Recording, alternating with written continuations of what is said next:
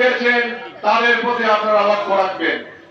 আর আরেকটা কথা বলতে চাই, একটি কুচক্রী মহল আপনাদেরকে হয়রানি করার চেষ্টা করে, আপনারা যারা আপনাদেরকে হয়রানি করার চেষ্টা করে তাদেরকে আমাদেরকে বলবেন।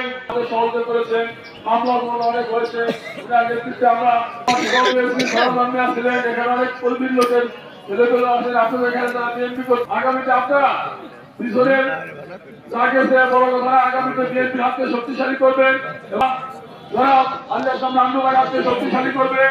এই বলে আমি আমার স্মরণ করছি। আমি স্মরণ করছি বর্তমান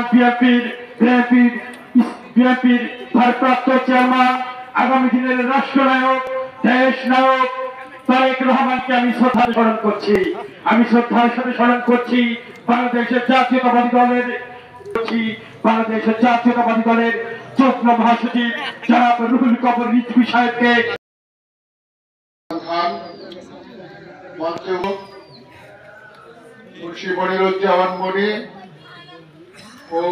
তার আগামী দিনে ধানের শীষে ভোট দিবে।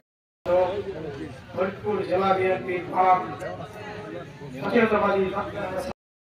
আমি উৎসর্গ বলে মনে করবো, আমি নিজেকে অনেক বড় বলে মনে করবো।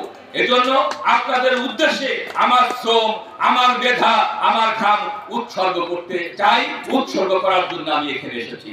আমি বলতে চাই, আমার কোনো ইন্ডাস্ট্রি নাই, আমার কোনো ভাটা নাই, আমার 1000 বিঘা জমি নাই, 1 বিঘাও জমি নাই। 1000 বিঘা তো দূরের কথা, আমার 1 বিঘাও জমি নাই। অতএব আমার কোনো লোভ নাই, শুধুমাত্র আমি নির্ভর থেকে খাওয়া। এই চাওয়া মাঝে যদি আমরা পাই তাহলে ইনশাআল্লাহ আশা করি আগামীতে এমপি হবে এবং এমপি হলে আমাদের প্রধানমন্ত্রী খালেদা জিয়া হবে। এই আশা ব্যক্ত করে আমি আজন্য থেকে ধন্যবাদ জানাচ্ছি।